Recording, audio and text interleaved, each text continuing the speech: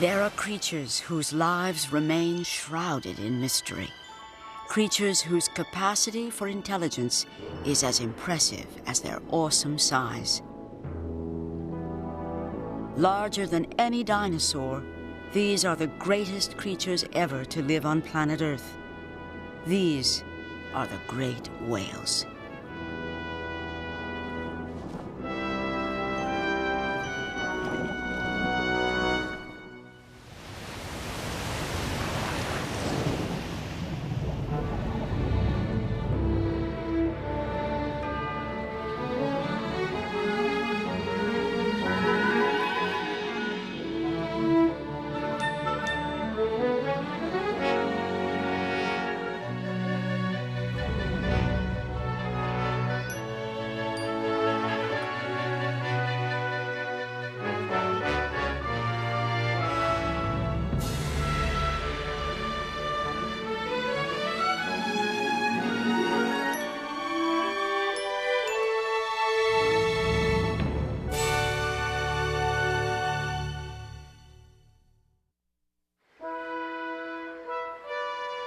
Under California's summer sun, tiny shrimp-like creatures called krill multiply rapidly, forming spectacular swarms.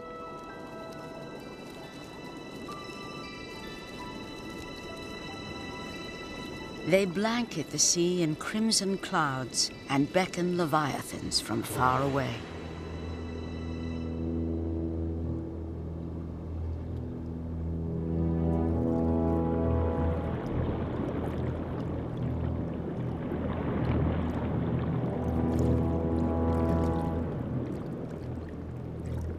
These are blue whales, the largest creatures that have ever lived.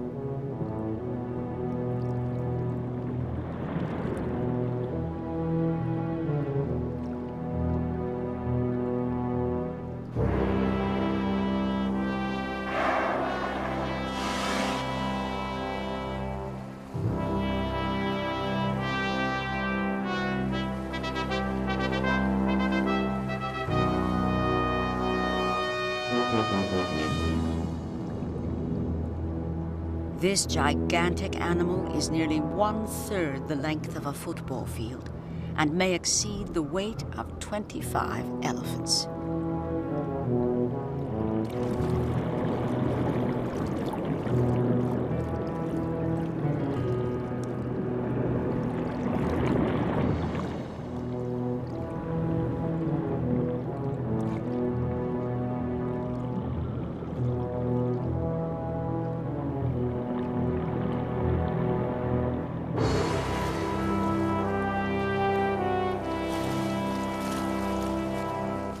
A blue whale turns on her side and opens her mouth, engulfing enormous volumes of water laden with krill.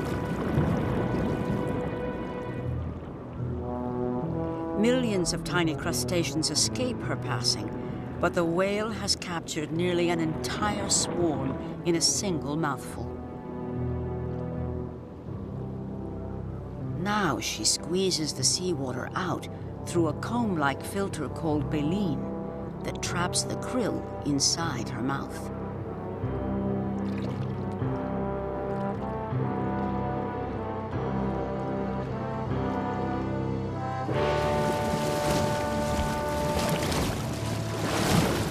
The blue whale lunges again. Her throat inflates like a hot air balloon as thousands of gallons of seawater are captured.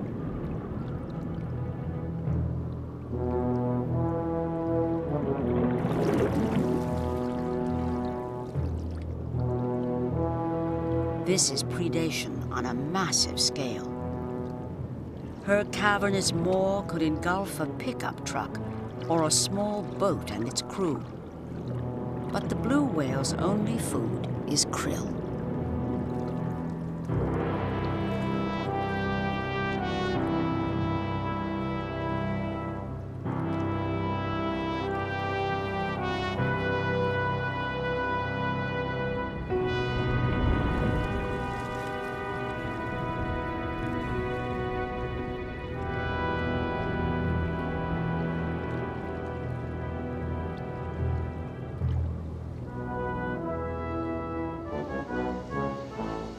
The arrival of winter brings other leviathans to California waters.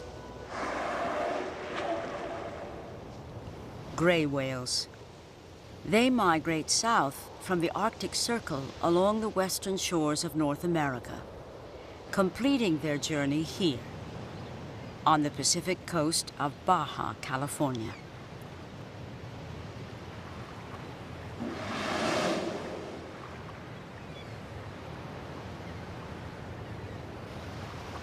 This is the mouth of Magdalena Bay, the gray whale's winter refuge. To enter the lagoon, the whales must first navigate treacherous shoals where surf crashes on shallow sandbars.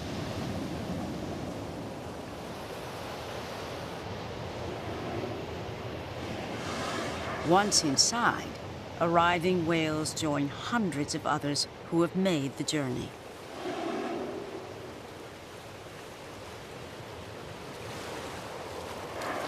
Surprisingly, after 5,000 miles of travel, there is no food for whales here. This is a time females devote to giving birth and caring for infants, while males offer their affections in courtship.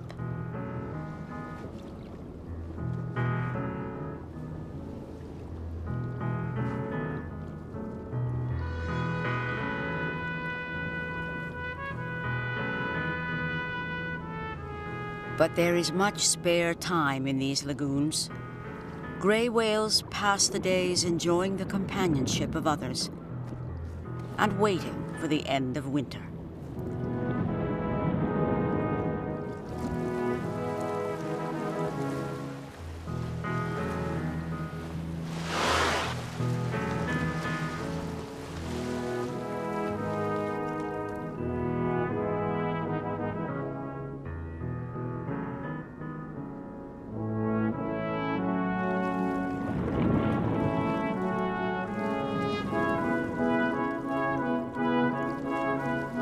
During winter's long passage, some whales spend their time enjoying lazy acrobatics, gliding beneath the waves, sometimes right side up, sometimes upside down.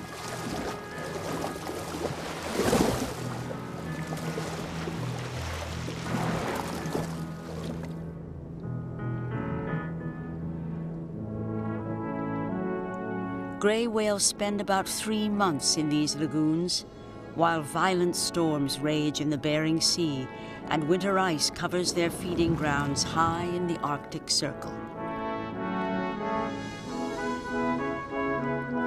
Then, in spring, as the days lengthen and the Arctic ice recedes, they will leave these protected waters and begin the long journey north.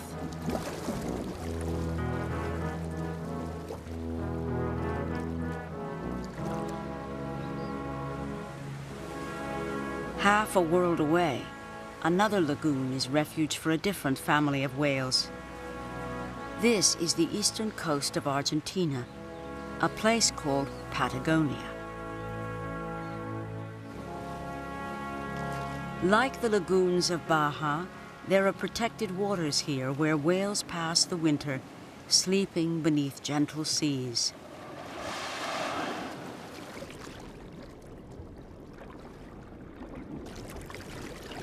This is a southern right whale. She is a female and a mother. Her newborn calf sleeps snugly by her side.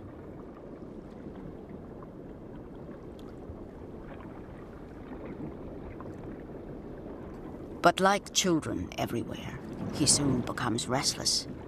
He dives beneath his mother's body, gently brushing against her skin, perhaps encouraging her to wake from her nap. But as she sleeps, he never strays far from the comforting shelter of his mother's massive form. Although 20 feet long, he is just a big baby.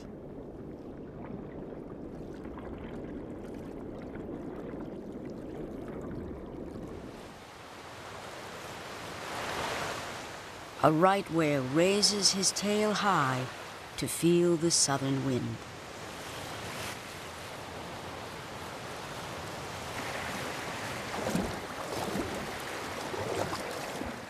Then he plummets toward the ocean floor.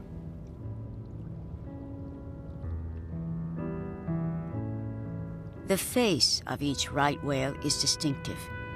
White markings on the whale's chin and brow are natural features called callosities. The right whale is also home to thousands of crabs and other crustaceans. Some tickle the sensitive skin around the whale's eye. Many more cluster, forming orange and pink colonies on the whale's dark skin.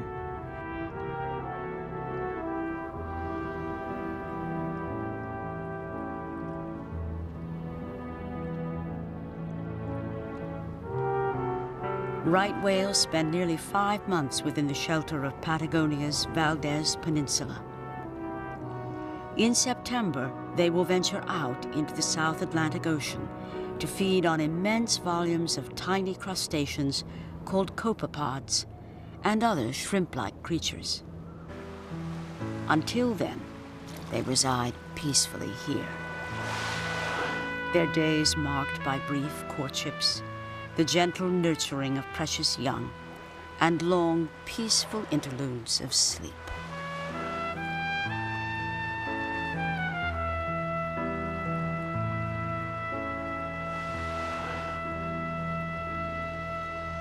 Far to the north, in the warm tropical waters east of the Dominican Republic, lies another winter refuge. Here, isolated from distant shores, but surrounded by protective reefs, lies a place called the Silver Bank, the winter refuge of the humpback whale.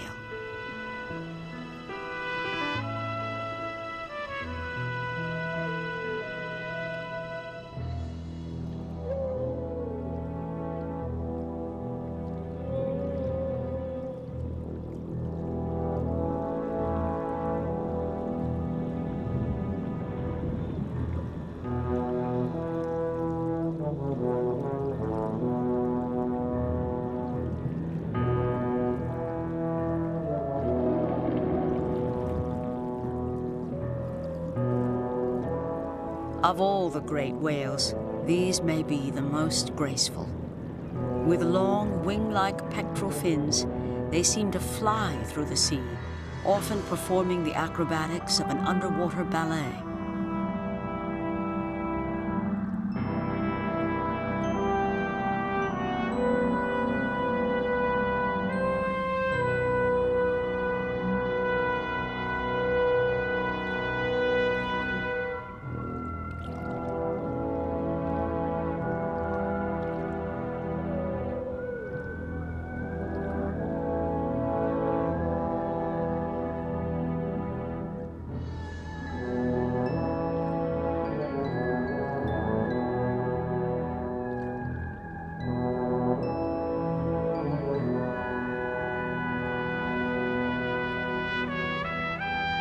Though humpback whales dance beautifully, they are best known for another talent. During these long winter months on the Silver Banks, humpback whales sing.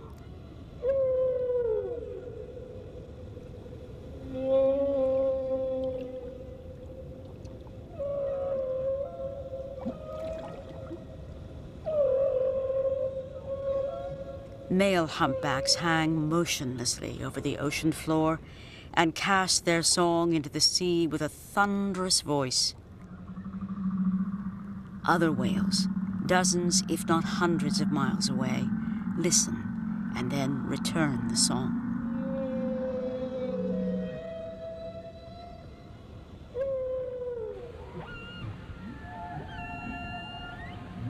A newborn calf sleeps securely beneath the chin of her mother as hundreds of males sing their lullaby.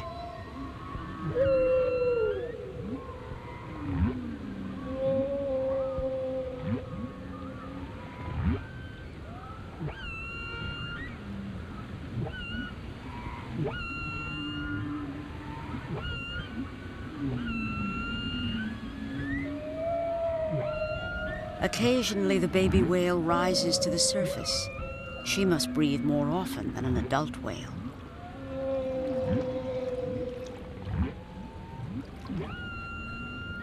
Her mother rolls on her side, keeping an eye on her child.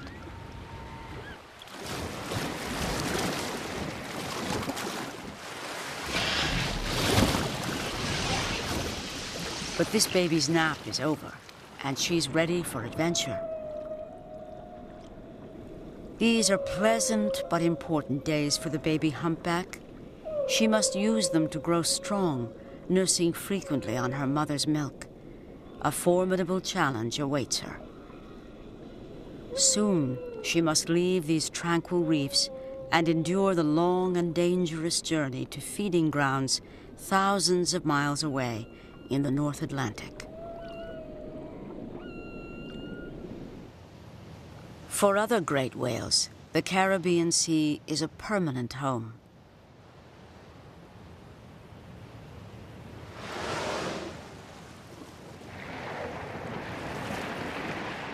These are sperm whales.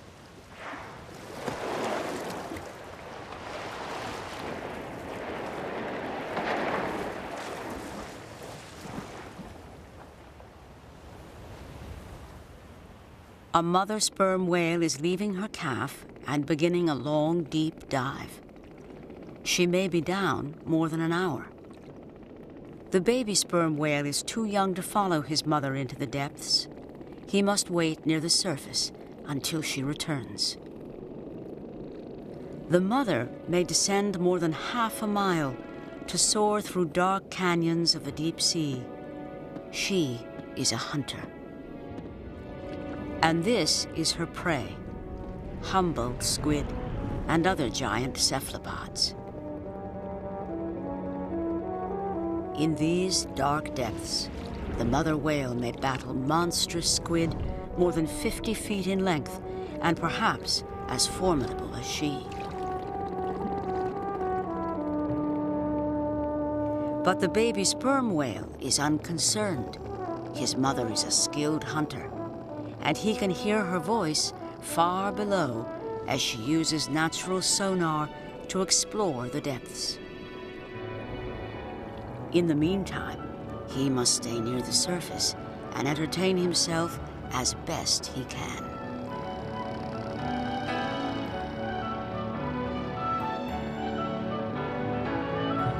Remoras are a temporary nuisance. They only gather on baby sperm whales. Unable to withstand the pressures and cold temperatures of the depths, the remoras will leave him when he begins following his mother into the cold, dark waters below. Until then, he can give them a challenging ride.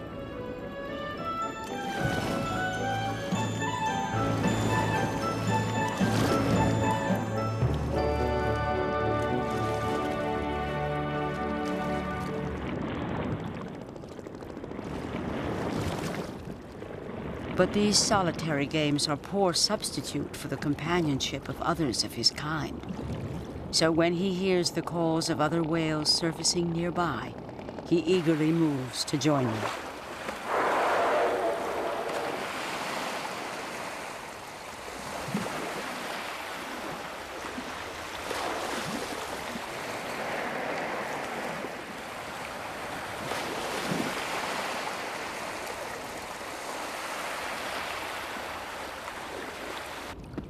Another mother and calf have surfaced. They are part of a tight sperm whale community, and the baby whale is secure in their company as he waits for his own mother to return.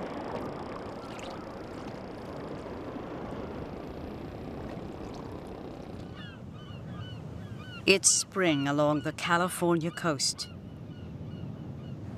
California gray whales have left the lagoons of Baja and begun the 5,000-mile migration back to the feeding grounds in the Arctic Circle. Their journey takes them past the giant kelp forests of the North American coast.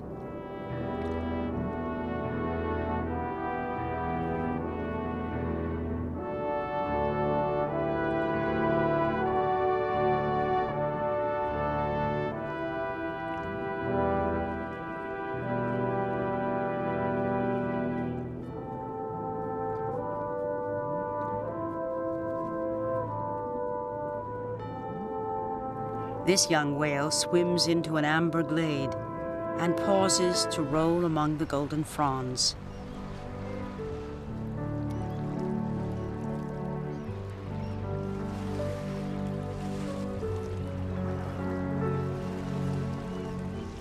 Gray whales are not vegetarians, but he probably has not eaten in 4 months, and now even a mouthful of kelp may seem satisfying.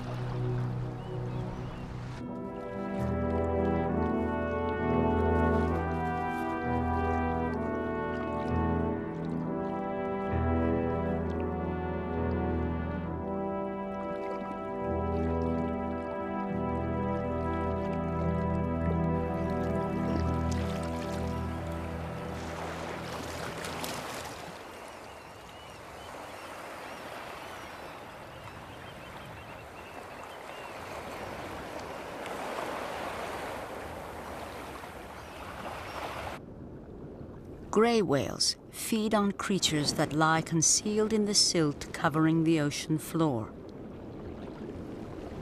Their feeding technique is unique among cetaceans.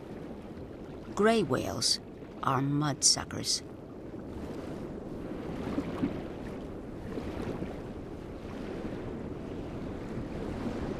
The whale rolls onto his side, then begins sucking in huge volumes of water, mud, and silt.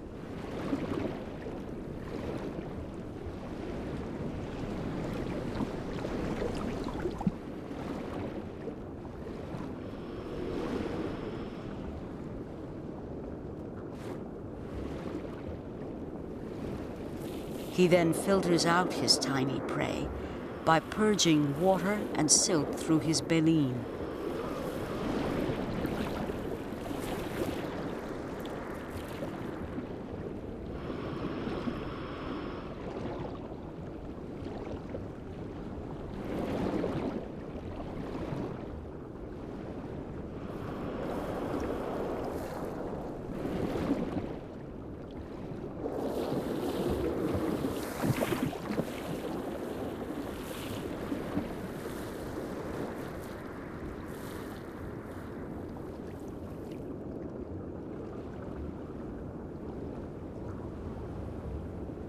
Each day, on their feeding grounds far to the north, gray whales will consume hundreds of pounds of crustaceans called amphipods and other shrimp-like creatures as they filter through the heavy silt.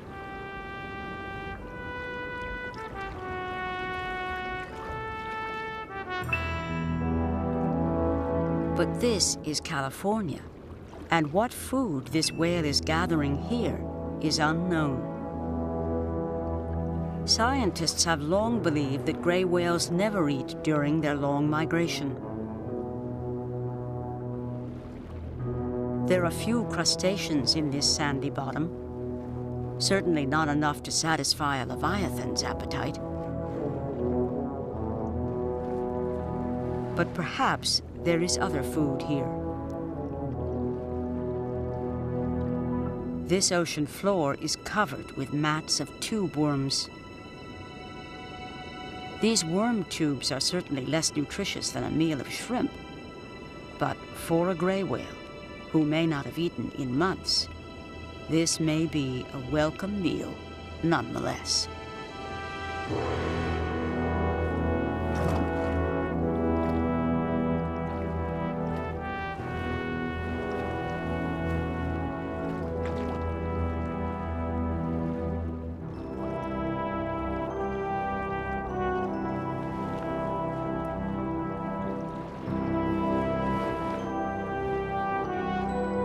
Just what this whale is feeding on remains a mystery.